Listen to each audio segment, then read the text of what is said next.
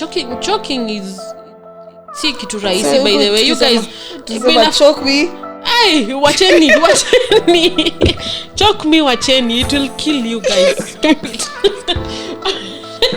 Mtadai. Wacheni. You're listening to the Whisper It Loud podcast. Hi everyone, my name is Wamuyu from Kenya and you're listening to the Whisper It Loud podcast. Before we start, I'm actually on the road to 100 subscribers. So guys, please tell Adi shosho yako, tell your aunties, your uncles, Guka, was subscribe. Man, we need to get to 100 subscribers. I feel like this is a platform that everyone should actually be listening to. And without further ado, we have the topic of the day is going to be broken without goodbyes. I have my guest. Drum rolls. Introduce yourself. Hi everyone. Please make sure you subscribe, share to everyone.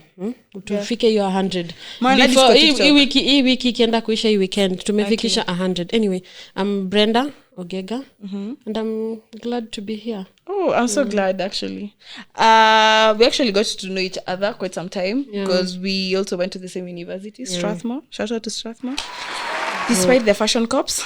Yeah. It was tough. It was tough, but we made it. We made it. Yeah, and the topic of the day is a little bit touchy because it talks more about family. And it's something that everyone gets to, not really everyone, but at one point in your life, everyone gets to go through it. And unless you have strong people in your life to help you overcome it, friends, family, it might not be the easiest road to go through. Yeah, so that's true.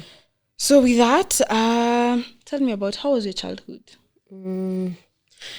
My childhood was amazing. An only daughter in a family of 4. Wow. I have 3 siblings who are boys, so I'm the only girl. The last born. And the last born. So yeah, and I really had my childhood was quite smooth. It was amazing while growing up because everyone nilikuwa napewa attention na kila mtu unajua. Because ni mimi ni last born, mama kwa hapa mzae, my 3 siblings, so not even growing up till now, so they really take care of me and I really appreciate that. Kuna vitu zingine yenye we really don't appreciate, but I thank God for that. Being unajua you were the center of almost everything when growing up. If you want something you get it, so I really thank God for that and my parents as well and my siblings support system yangu imekuwa very strong, so I don't take it for granted. That's really nice. And how would you explain your relationship with your siblings? Yeah, like who is the favorite? I mean, uko na brothers watatu, you can't be telling me you don't have favorites. What are my favorite? Mambo ni matatu. Ni ila wako ama hawako. Maybe they are going to watch this, so I don't want to mention names, but I feel like everyone knows. But all of them, what are my favorite? Because kila mtu ana play a different role in my life. Yeah. Unajua like our first born is always there, is anakuanga ananisikiza, you know. Ni ule mse mwenye you can talk to about anything, atakusupport whatever decision you want to make, he'll always be there. And our second born, who is late right now, he was sort of like my best friend, unajua. Sasa huyo I think like sasa yendo tulikuwa tunafanya the most na yeye, tunaenda ma road trips, ma party nini yani if he wants to do anything he has to consult me. Before he make something major, I have to consult him. What do you think? You know, I'm quitting my job. Na sina kazi ingine, unaona aje? Ati is it something you want to do? You are not comfortable at your previous workplace. Naomba I wasn't comfortable, sikuwa sawa. So naomba sawa, do it. If you want to quit, sawa, I'll be here to support you. Kama ni rent, kama ni shopping nini, I'll be here for you. You get? Third one pia tunaelewana in a different way. Huyo sasa tunapiganga sherehe na sherehe. Huyo sasa if I really want to have a good time like kabisa 100%, ni huyo is my to go person. him now. But for our second born, I feel like he was kinda like my deputy parent, but he wasn't. He really alikuwa na act ka mzazi, but a friend, also a sibling. Unajua alikuwa tu all round, and I really appreciate that for him, for myself. Because alinitoa mbali pia. Unajua, he really did so many things for me, and I actually remember I think sijui ilikuwa graduation yake ya kwenda isi and you are like hey mimi when yet Erizo exams because what issue like kai nilimiss exams sikufanya tulikuwa tunafanya com skills. I didn't do it because bro, imagine like, I couldn't imagine not being there. No. And he was so, imagine he paid for everything, my expenses zangu zote. He catered for everything, my flight, accommodation, uko tukifika, activities, yani everything. I didn't even use my money. And imagine I was working, nilikuwa kwa payroll na sijatumia do yangu hata ubanye ilinitoa kwa nyumba asubuhi hadi airport. He paid for it. Wow baby girl lifestyle. That say less, period. That's what we want. That is what they said, so you have to, I mean, at least go at least to that when the Jew sikuteremsha chini. Okay, that's amazing to hear. As you said you mentioned something about being late. And how was that? Like, how did that happen, or like how did that affect you as a person? You can tell us the story if that's something you're it's I hope I'm not going to be emotional here and start we allow emotions also. I don't want to be vulnerable, but it was tough because it's very recent. He passed on April on 20th this year. It's like 5-6 months now. So it's very recent and very fresh. So I wouldn't wish that even on my worst enemy, losing someone that was very close to you, who was always there for you, who cheered. Yani ako tu hapo, yes you can do it, hata kama ni mistake nafanya ananiambia you can do it, just go, unajua tutasort mbele. Ni decision you're making right now, it's not the right decision, but tutadeal nayo when tukifika kwa finish line, we'll deal with it there, So it was really tough, and I'm still niko kwa process ya kuaccept. Unajua pia grieving iko na stages. So so ilini hit, unajua it really stung me. Was it like, had he been sick or anything? Unajua at least no see, okay, I have also experienced death, but I will not say like it was really really that close to me, but it was like really a shocker, because the person who passed away recently was an uncle of mine who was known to be like kwetu hakuna a lot of men who have stood up in our family. Like unaweza sema huyu anaweza simama kama baba yako, kama uncle yako and everything. So when it happened, it was such a shocker. It left such a big void. But the thing is, it was so sudden. Was that the same experience? It was, because he wasn't really sick. But in the previous years, last year, unajua angetu complain anauma na ulcers, you get. But I think almost all of us experience that. I mean, nakwanga na ulcers, so it's pretty normal, unajua. So when he passed, nakumbuka that day, it was on a Thursday, natoka job around 6, napigiwa simu na my friend, tumegrow up na my childhood friend, ananicall ananiambia, actually even before that nilikuwa nimepigiwa simu na mom ati kuna our family friend mtoi wake alikuwa msick, so walikuwa hosi, alikuwa ICU. So madam ananiambia I don't want to ama ni mention names. Unaweza mention names. Okay, so this particular child wanani tunaweza mpea names. So kama unaona Orange unaweza muita so unaona Orange Orange ni msick ako kwa ICU and tuko hosi saizi, you get. So I'm like, kwani what happened? But he's been amekwanga msick kidogo. So nikamwambia sawa, I hope he'll get better. So jioni napigiwa na brother yake, ananiambia we've lost Orange. Namuuliza, are you serious?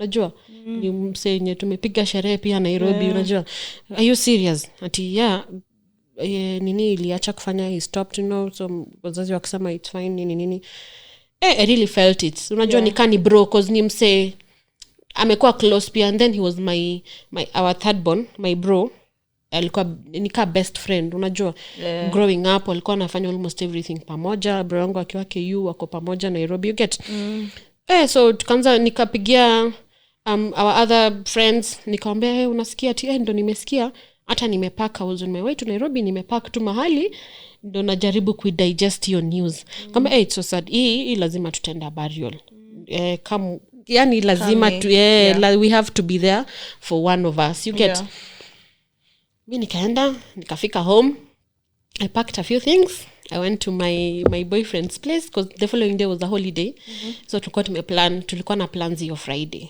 so tukaenda so we were preparing dinner around 8 tulikuwa na something with my cousin so akanicall akaniambia ati amepigiwa simu na my mom amepata 3 missed calls so kupiga namwambia maybe wanataka kujua cause she came to Nairobi I hope my parents will listen to this because nitakuwa nimemchomea no it's okay I'm sure they will understand akasema ako kwangu but she wasn't so akaniambia maybe wanataka kuongea na mimi wajue kama tuko pamoja nikamwambia just call them and tell them nimeenda super and then I'll call you after like 2 minutes to conference call waone tuko pamoja wow I know those things I did them so after like 5 minutes because pia I wanted to finish nimalizane na wao haraka then me I start doing my own things you get after boyfriend is waiting for you man we were making dinner so I called her like after 5 minutes and then asikia analia kwa simu then is like Kevo amepass namuuliza Kevo nani Kevo like my bro ama Kevo mgani then akaniambia hapana na kahang up simu then nilikuwa kidogo high so nashanga I think I screamed then he came and held me alafu nikaanza ku receive calls immediately even before that so I called my mom like twice hakupick mara ya tatu nikamcall my uncle picked nikamuuliza uncle where is mom I want to talk to her akaniambia na nikamwambia nimeambiwa Kevin ni sick even before I called mom nikacall Kevo then my nephew picked nikamuuliza Lucky what's up kwani Kevo wako mbona ashiki simu ati Kevo ni sick amepelekwa hosi then I called mom mara mbili hakupick the third time my uncle picked nikamuuliza mama ako nataka kuongea naye nasikia Kevo ni sick ako aje ati ako sawa anashughulikiwa na daktari na mama wako na yeye but he is okay but kwa background nasikia kuna watu wana scream hiyo sauti ni familiar namuuliza wao ni nani wana scream because hiyo sauti ni kani ya mama unajua ati hapana hao ni watu tu wengine walikuwa wamekuja hosi pia cause tuko hosi nikaona okay fine I think pia nilikuwa najaribu kujiambia denial unajua and I'm like okay so I called my dad he didn't pick the second time he picked and then he was crying so but sasa siko nataka ku accept nasema tu maybe ni mgonjwa sana you get you don't want to accept nika hang up napigia Brian ni ashiki simu ni mteja so nikapigia I called my cousin ashiki tena pia yeye so everyone wasn't answering my phone everyone kila mtu ako home my aunt my uncle no one was picking my calls nikaona sawa so nani my guy akaniambia I feel like saizi no one is picking your call maybe anashughulikiwa na daktari or something so let's just wait so in the process sasa nikaona sasa hata tukuendelea kupika imagine hiyo dinner ikakatika tu hapo I slept hungry just like kucheka we slept hungry we didn't eat tulikuwa tumebuy chicken ilibidi tulale njaa bro Choto tutapata wapi uwezo na nini ya kuweka hata ukata kitunguu but sasa for him I think he knew because these are calls watu wapiki so he knew but sasa hataki kuniambia so tukalala I think nilibleki ama I don't know what happened then simu nilikuwa napigiwa paka someone atujaongea for like 3 years ananicall ati Bri uko naambia niko kwa nyumba. What do you mean? Saizi ni around 10 now. Naambia niko kwa nyumba. Ati unaishi Kiambu wapi? I come. Namuza sahi bro unataka kukuja kwangu sahi saa 4. Wacha tukutane kesho, ni holiday, we can meet tomorrow. You don't have to come right now. Ati okay wakakata. I think sawa wakaona ni kama huyu ana idea. So na wataki kuniambia kwa simu. So alafu kuna beshte ya bro wangu mwenye amedai, they grew up together as in they were like friends. Akani call, she lives in Athi River. Then she's like, Bri uko unajua hatujai kutana for so long, nataka nikupeleke out leo. Anitangi hata Bri, anitanga baba, unajua Kisii tunakwanga na hizo matu nicknames. So ati uko happy? Nikamwambia mimi niko Kiambu but siko kwangu. Ati uko na mtu? Nikamwambia hapana. So I lied, no I'm alone. Ati uko sure? Nikamwambia kwa nini? Ati nataka nikukujie leo, nataka twende out. Si kesho ni holiday, so wendi kazi, so we can party, you get. Nikamwambia saizi I'm so tired, na kesho pia niko na plans zingine, maybe to meet kesho jioni. Juu ilikuwa Friday alafu Saturday Sunday. Kama maybe to meet kesho jioni. Plus niko Kiambu uko Athi River, it's so far. Hiyo ni journey. Alafu ni saa 4 before ufike hapa ni before ufike hapa ni like after an hour. Ama an hour ama 2 hours. So niwaambia no, maybe we meet tomorrow. Ati sawa. Kidogo tena akanipigia. Ati uko peke yako? Nikamwambia niko peke yangu. Ati lakini wacha tu nikuje, niambie tu unaishi Kiambu wapi, I come. So I told her no. Saizi it's late. First. Second, siko kwa nyumba yangu. So hakuna venye unaweza come. Ningekuwa kwa nyumba yangu singekuwa tana issue, unge come. Then she kept on calling me and I'm like, hapana, easy calls ni mob sana. So many people are calling me, my auntie, my cousin is calling me, where are you? Nataka nikupeleke. Eza shanga mbona leo kila mtu anataka kunipeleka out? Na ni 20th, mumelipwa. 20th. Kuna pesa inapewa kwa government. Kuna pesa mahali mumepewa hustler fund na mimi sijapata. Ama kuna donation watu wanapewa, me I'm not getting it, you know. And I'm like, why is everyone so generous today? You get? Yeah. Kila mtu anataka leo nikisema nataka gari mtanibaia. Nikamwambia not today. Leo bro, today I'm having quality time with I told my cousin that si leo maybe to meet kesho ama Sato. Leo ati hapana, niambie tu ninakulipia Uber. Sijui nini. And simu nitumie tu yodo. Ni 20th, just send it to me. But niliwakataza wote, nikamwambia no. My other cousin called, my other friend called, our friend called. Ati nimekuja niko Kiambu hapa Kiambu Mall. Niko hadi na watoi. So alikuwa nafikiria naweza feel pity. Niambia mimi nilikwambia siko kwa nyumba. Siko. Sasa nitoke kwenye niko nikuje ati juu umekuja na watoto. I think alikuwa anataka kutumia hiyo jana. Najua anapenda watoto yake. Nikamwambia me I'm not there. I'm so sorry. We'll meet tomorrow.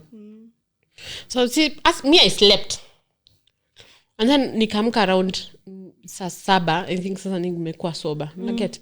Sasa naanza ku digest. Why was so many people calling? Everyone was calling me. Kwa nini? Unajua I need to find out. You get?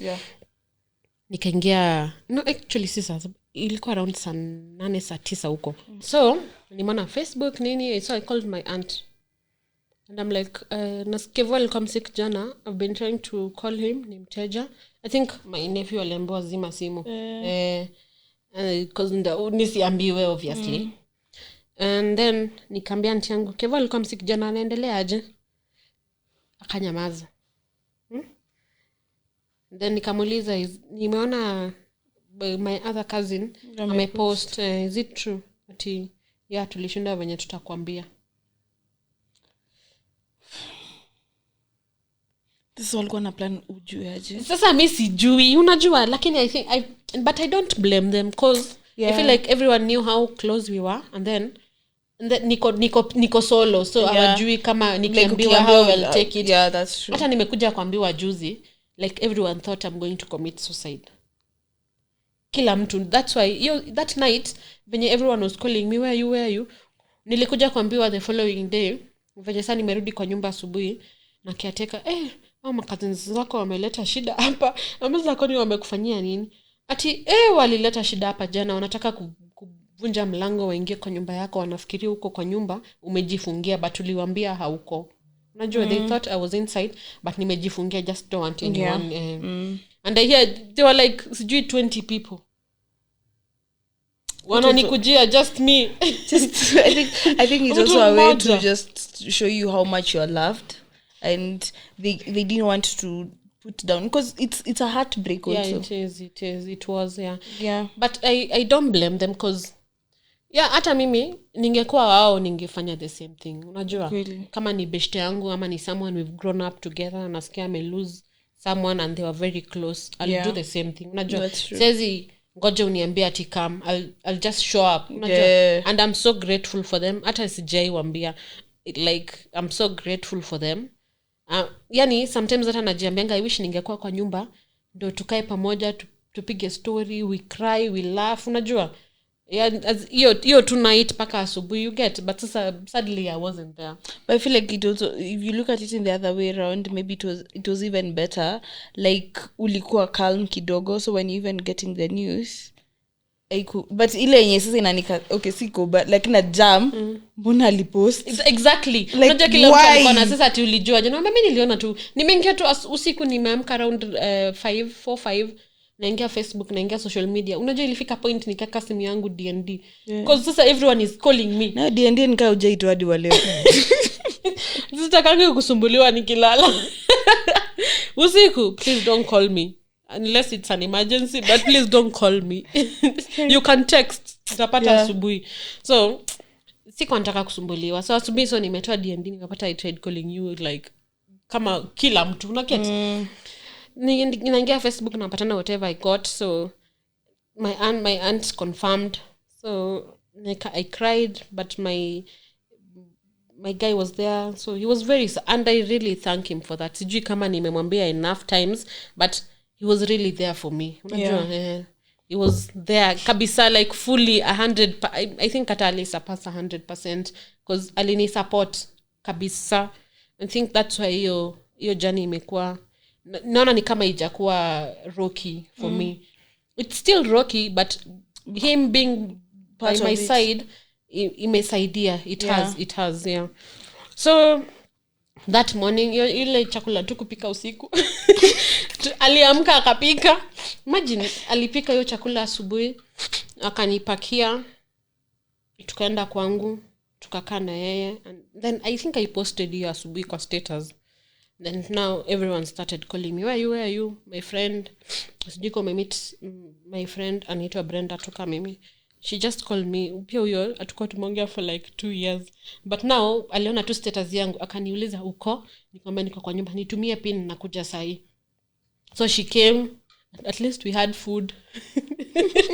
She came, so the nigga left, so nikabaki na akina Brenda, tukapiga story. Unajua unasahau my colleagues, my ex-colleagues where I used to work, they came. We really had a good time. Walifanya nikasahau for a moment. You get then jioni I got a call from my bro. Unajua ati you nikamwambia niko poa.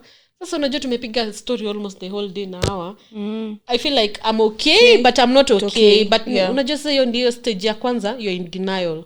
Yes. Sasa mimi niko tu ile until I see it for myself, then nitakubali. Kila mtu ananiambia kwa simu, everyone is posting, hata mimi mwenyewe nimepost, but I'm still in denial. Yes. Yeah. So my bro is calling me and he's crying. Namuuliza, what's up bro, what's up? Ati Kevin ameenda, and then my bro alikanitoa Kevo. Ati Kevo ameenda, we are not going to see him again, we are never going to hear his voice again. He's no more. Unajua? Yeah, I think we never get to realize how much that pain or that thought or someone will never talk again. What's the last things you talked about? How will life be without this person? It's so tough and nani hard. Unajua kwanza anyway, so tukaongea, we cried, at least I had people there. Wacha nikwambie Masi, if you're going through something and you have very supportive friends, you'll go through it. You will. I really had supportive friends. I had supportive colleagues. They were always there for me, checking up on me, and I don't take it for granted. Walinisaidia They really did. So ikaisha, tukaenda kwa beshte yangu. I slept there that Friday. Then Saturday I traveled home to Kericho. So the first thing when I got to Kericho, nilienda kwa morgue. Because niliuliza hako wapi. I want to confirm if you guys are telling me the truth or not. I need to confirm ni ukweli ama you guys are just bluffing, you know. Nikaenda kwa morgue and I see it's him. Where? Ametolewa kwa bro, it's hard. Sijaingia kwa morgue maisha yangu yote. That was the first time and I hope it will be the last time. And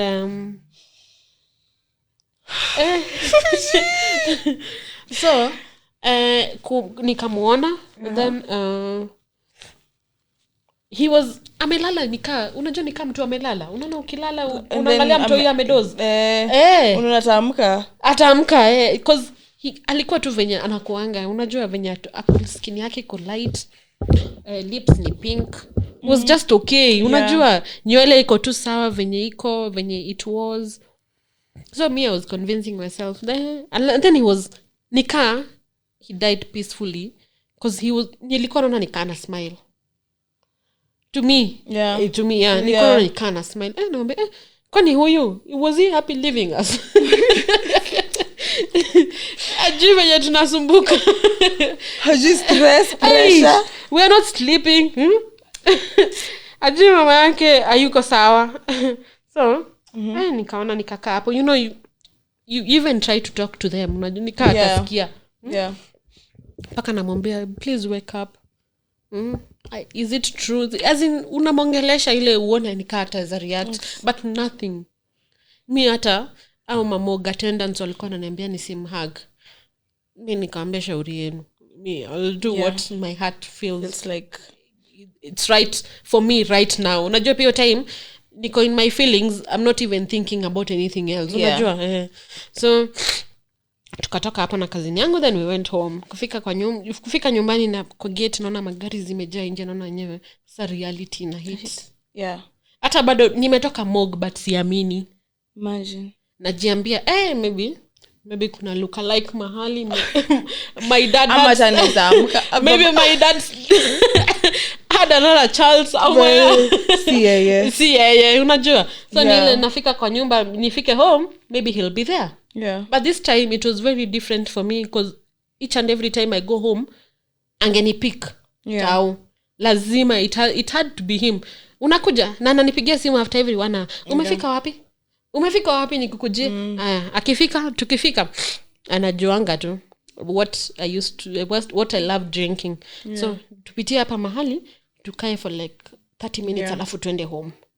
Ambia okay sawa, we'll do that. Tukae to chill, anibaie my favorite drink, abai yake to cheers.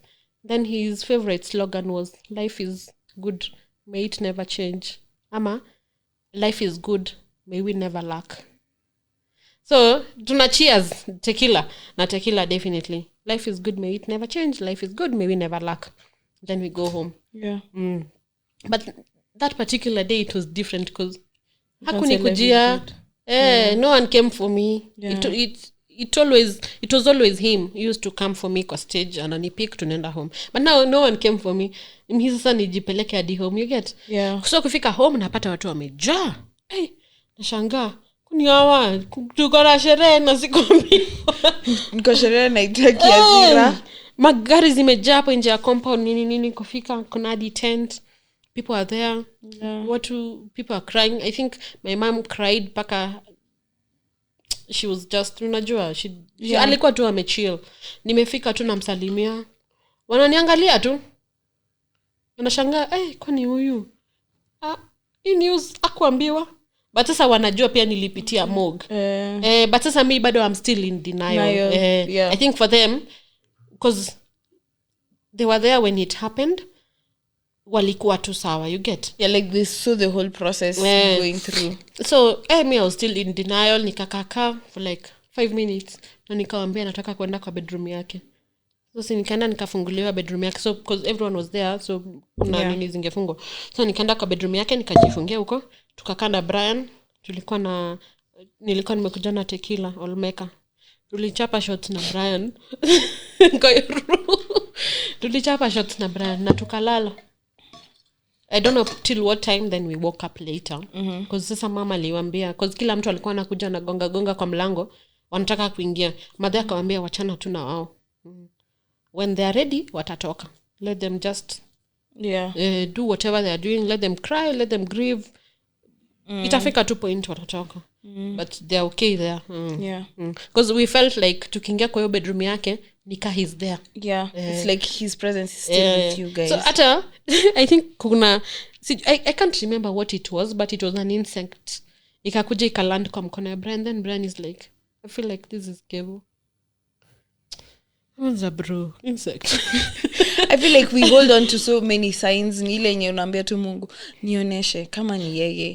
Kama ni, unajua hata inaweza kuwa tu dogi imepita hapo, you're like, ama ni yeye amepita. Unajua? Because death is something that people never get to talk about. They don't. And until it knocks right on your door is when you realize. Wacha nikwambie, mimi sikuwa na relate because I've never lost someone that was very close. I held close to my heart. I have never, maybe to losing your favorite aunt, uncle, your grandpa, you get. Imagine how you can easily overcome. You get. You cry and then that's it. But this particular one, it hit home like proper. Unajua? So tukakaa and then tukaanza tu ma preparations and all and everything. So kwanza tell siku amedai, I think I forgot to mention. Yo siku, I told you our other friend died, so me kufika kwa nyumba nikaambiwa. So I hear, so what my mom told me was hiyo siku, so venye mama amefika home, wamekaa sito. Wanaongea. So he was there and my 2 siblings were there and my dad. So my mom is like, stare maisha itabidi mumepunguza kidogo. Then he was drinking porridge. Alikuwa anapenda uji sana. Then he's like, mom, kama hii ndio njia, kama hii nini drinking and all that ndio inaweza fanya mtu unadai, unajua, at a younger age we have to reduce. And he was okay, unajua. So mom akitoka hapa akaambia, it was around I think 7ish ikielekea 8. So mama akasema, let me go to the other family, niwape my condolences, niwaambie pole, and then I'll come back. Then they're like, okay. Brian was crying because of course ni beshte yake amedai, very close. Akotu hapa kwa dining analia. So Kevo akatoka akaenda kwa hao yake, akakaa kwa kiti. You know, his death is so mysterious to me. I don't even believe it till now. Because ati ametoka kwa hao main house, kwa hao ya mom, ameenda kwa hao yake, akakaa kwa kiti. Alikuwa anapenda kukaa kwa kiti. Then ameweka comedy show, ana watch. Then ati akachoke. Najile ukika ukiface juu and then you feel like you want to throw up, but then haitoki. I feel like ikaenda ikiingia kwa windpipe, then ikablock the supply of oxygen, then that's how he choked. So then my nephew was there watching TV. Him was watching, anatumia lapi kuwatch. So my nephew ndio akachukua simu yake because alikuwa ametupea password, so akapigia my mom. Ati shosho Kevo amefaint. So my mom came back, hata hakuwa amefika kwenye alikuwa anaenda. And then akapigia, and then my nephew akaenda kaita mzae na Brian na my other bro, wakamweka kwa gari, then they drove off wakaenda Hosi. So when my mom came, walikuwa shatoka. So mother akaingia kwa gari nyingine, na kwa yangu akawafuata. So I think hata before afike Hosi, maybe he passed on the way to the hospital. So ni kitu maybe angefanywa first aid or something, ingesaidia, like maybe kutapika ingesaidia, unajua, ama position. Choking is si kitu rahisi, so, by the way. You guys choke me. Wacheni. Choke me, wacheni. It will kill you guys. Stop it. Mtadai. Wacheni. So angekuwa maybe na mtu mkubwa, or anyone, maybe was into more medic or something, ama hata si medic, mtu maybe ako aware of what is happening. Maybe angesimama, unajua venye unagonganga mtu huko nyuma, okay, maybe angesaidika. So alifikiria tu ni kufaint, so the child because ni mtoto na haizi fikiria anything, so ameona tu amefaint, ati Kevo amefaint, haongei, there's nothing. So anafikiria so pia wazazi pia wako in shock, wanashanga it has never happened. Why is it happening now? Unajua, so twende hosi mbio, unajua. And nasikia kwa gari pia he was still okay. I think pia he was trying to fight but sasa ikamlemea. So kufika hosi akaekewa oxygen. Pia ni sijui hosi anaekewa oxygen. So nashanga si pia madaktari pia tu wangeona. But anyway, I don't want to blame them. But me, honestly, at this particular point, sometimes I blame doctors, or I feel like there's a lot of because na comedy it was it's so sad. I feel like okay, I feel like our medics, our doctors, some maybe are nurses, maybe they're kidogo, unajua wako tu wamerelax kidogo, unajua. Yeah, ama imefika pale maybe wamezoea kuona death sana mpaka tawo nikani. Can you really get used to death? You know you can't. Even as a medic. Not unless it hit home, then actually hata iki hit home you can't. Wacha nikwambie Mercy.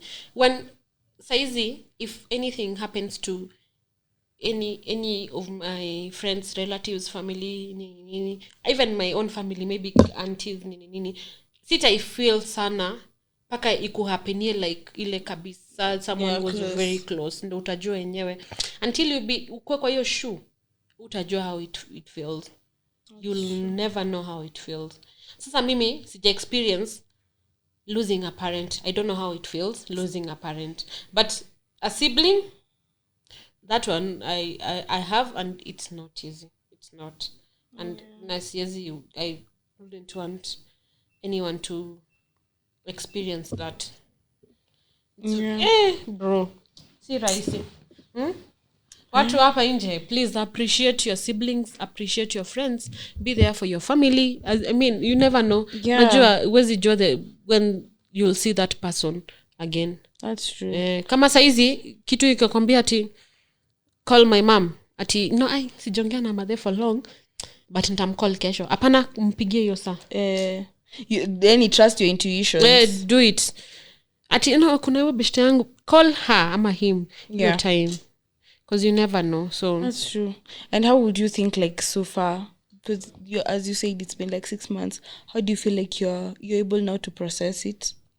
Ama bado you're still, yani it's a day by day situation, ama are there things that you feel like you're doing that are helping? Nothing. I'm doing nothing, completely nothing. But I feel like the first stage of healing ni kuaccept. Na mi bado sijafika hapo. I'm not even close to accepting. I'm not even close. So once I accept that, okay, sawa, this person is gone and I'm not going to see him ever again, then maybe from there I can start healing. Yeah, that's true. Nilimaliza step ile ya denial, unajua, nikaona okay, sawa, I was home. Imagine when I traveled home, because alizikwa after let's say like a week and a half when he died, nilikuwa naenda morgue every day, kila siku. Nilienda home on Saturday nilikuwa morgue, Sunday niko morgue, Monday niko huko, Tuesday niko huko, Wednesday niko huko. I just want to confirm ama kama ataamka. I was there literally every day. Yeah. So I was in shock, but sasa shock ndo hiyo ikaisha, in denial, but I feel like bado niko in the process ya accept, and maybe I will, hopefully. But yeah, once I accept that he's not here, then I'll start healing. That's true. I can't forget about him, definitely, but memories alituachia ni mingi sana, and I'll live with that. Yeah. And I think one thing that I got to realize is that you can never teach anyone on how to process death, because it hits very differently. For everyone, it's very different. Yes. For everyone. At the way I'm handling it, it's very different from how my mom is, my dad, and my other siblings. It's very different. Yeah, kila mtu ana handle death differently. Yeah. Yeah. At your own time, please just take your time. Bora tu usifanye kitu yenye ni utakuja ku regret. Yeah, I think as long as you really have supportive people, because I feel like death can sometimes overcloud you to the point that now you feel like atamiwacha tu nimjoin, which can also be a very sad situation. It is. Wacha nikwambie, niliona kwa posted anaitwaje, ubeshte ya tiramisu. Ivy. Alisema, and it's true, when you're grieving, what no one or grieving never prepared you for was your time when he died. Yani nilikuwa naweza amka asubuhi nimepata missed call ka 30 ama 20, nikiingia WhatsApp niko na messages ka 20 na shangaa santa reply sangapi, you get, then everyone wants to come and see you, everyone wants to be there, you get. But now what maybe us we're not prepared for is after your process inye mtu amedai amezikwa and all that, now mko tu solo, unajua nabaki nyinyi tu familia, because maisha ya kila mtu lazima iendelee. That's true. What we were not prepared for was your calls, visits, your texting in a stop. But again, I'm not blaming those people. You get it, because they don't want to be around someone who is sad all through. Actually, so it's very hard to be around people who are sad. It's very hard, because sasa kama mimi tunapiga sherehe and then kitu tu ini trigger, maybe kitu brother wangu alikuwa anafanya sana, ama tufanye kitu yenye you get, then I start crying, unajua nimeharibu sherehe. So no one wants to be around someone who is always sad. So I'm not saying that people should be there for you all through, but be checking up on them. Kuna wengine they're slowly falling into depression and they don't know. Be there for them, not all the time, but if you can, hata kama ni kupiga tu simu, how are you, kwaje leo, umeenda job, how is work, you don't have to talk about the person who died, but normal things about life. Unaendelea aje, maisha iko aje, how is life treating you, vitu tu kama ama can we have lunch today, can we have dinner, can we have breakfast, with just small things count. Inafanya mtu anasahau for a moment. So and acknowledge pia bado, people I still have friends, people who will be there for me. So that is one thing that no one prepared you for. Hiyo vitu zote. And how maisha kila mtu lazima iendelee. And how would you say, like, did this affect your spirituality with God? Because that's something I've gotten to realize, that we get to a point where now we question a lot of things. It did kidogo, but I feel like narudi nilikuwa na question God, like why him? He wasn't sick. Unajua, at least ungefanya akwe mgonja for a few months, tunaona yenyewe this person is really suffering, he's in a lot of pain, so if aki rest then atakuwa sawa, he won't be feeling pain anymore, atakuwa nasumbuka, it's fine. But now someone who is very healthy, and I'm not saying ati mtu mwenye amekuwa msick sana akufe, their family they're not feeling anything, they're feeling pain, but they're a little bit cushioned. But it's different.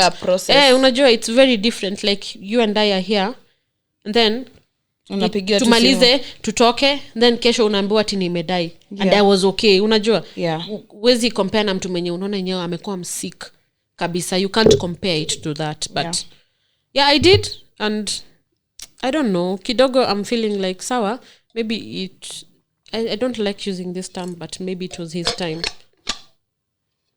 Maybe alikuwa ameaccomplish almost everything he was to, which I don't think he had, but alikuwa na dreams ya kufanya so many things, so hizo dreams zimekatika hivyo. But I don't know, sijui, I'm still bado tu niko kwa hiyo journey ya kuona okay sawa, maybe ni God's plan, but I don't think it was, because I don't think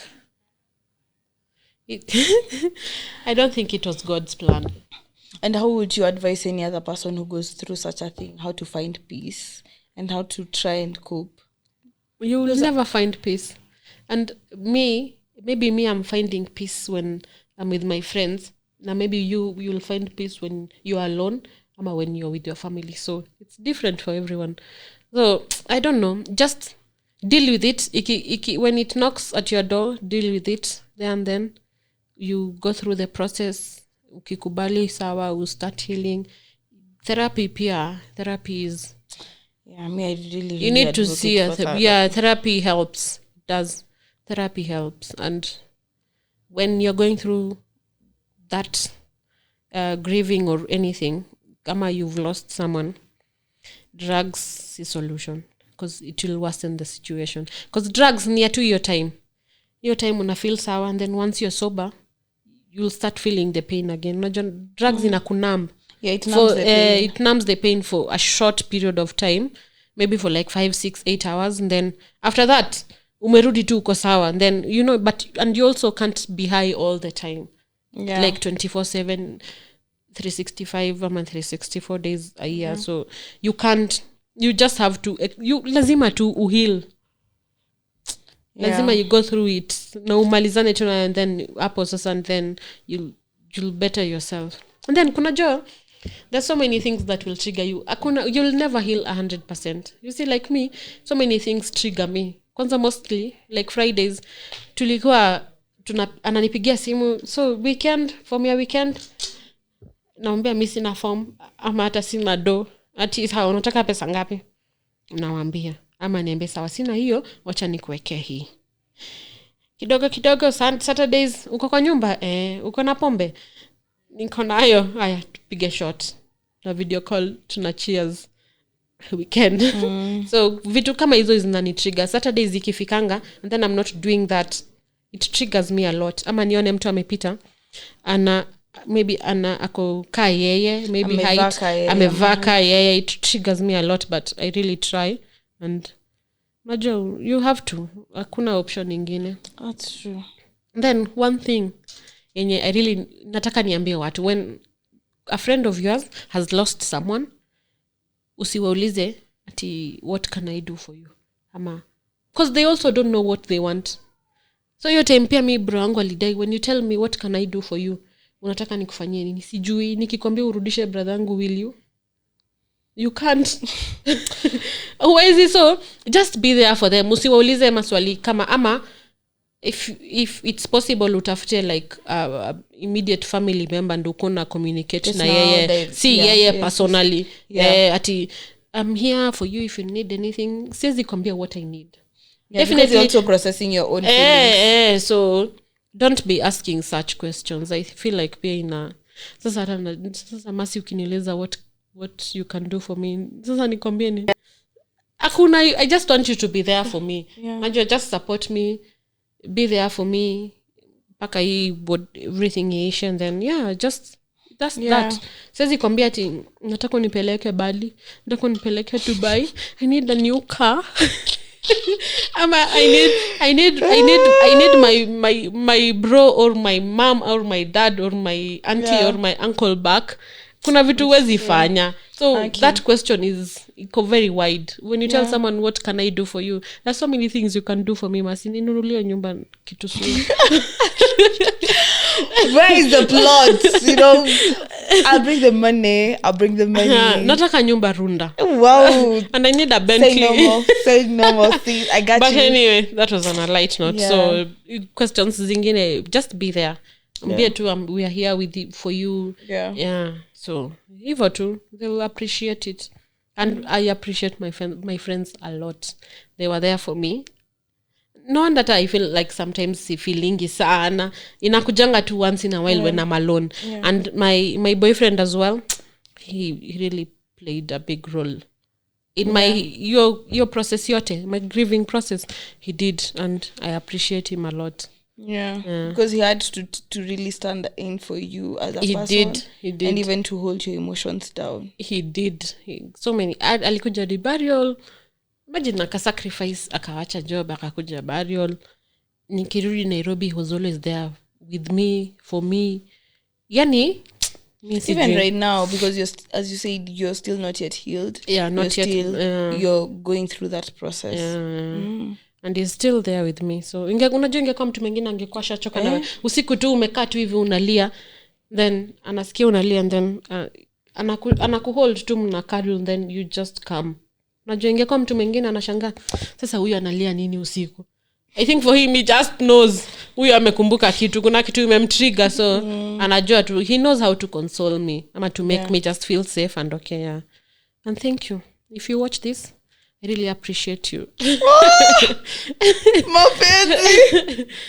And friends as well. I appreciate all of them. Honestly, I feel like I feel saa zingine something trigger ndio inafanyanga like you get to be grounded and ask yourself what is really really important to you. What exactly will I forgo, will I accept, who are really my friends, because until something drastic happens to you ndio unakuja kujuta nani ndio best yangu ya ukweli. That's true. Kitu yenye ikikuhapenia kwa maisha that is a life changing, that is when you know your true friends. You get kama when losing someone ama when you lose your job. That is when you'll know. Unajua huna do hujalipa rent, best yako anakuambia sawa nitakulipia rent for like 2-3 months. Mwingine akuja kwambia nitakufanyia shopping, mwingine akwambia I'll cater for your food, mwingine so that is when unajua yenyewe these people got me. They have my back. Na watu kama hao it's hard to find, but if you have them, please appreciate your friends. Be intentional with your friends, family, relatives. If they're not toxic, be intentional. Yes, that's true. Be intentional. I think with that's how we get to Nini, to come to the end of the topic. Because as we said, the topic of the day was broken without goodbye. Because it's a constant, it's like a crack at weke cement hapo juu but crack iko kwa ndani. And at times we never get to say really goodbye, and I think with your story people get to understand what it really means, and it is okay not to be okay as well. Because I think that's the reason why I started the podcast, because there are so many things that we go through as individuals. Hautasoma kwa kitabu, hautasoma anywhere. The only thing you can do is either you hear from other people or you get to experience it. And when you hear from other people, maybe you don't get to really experience it, is when you realize what really matters in life.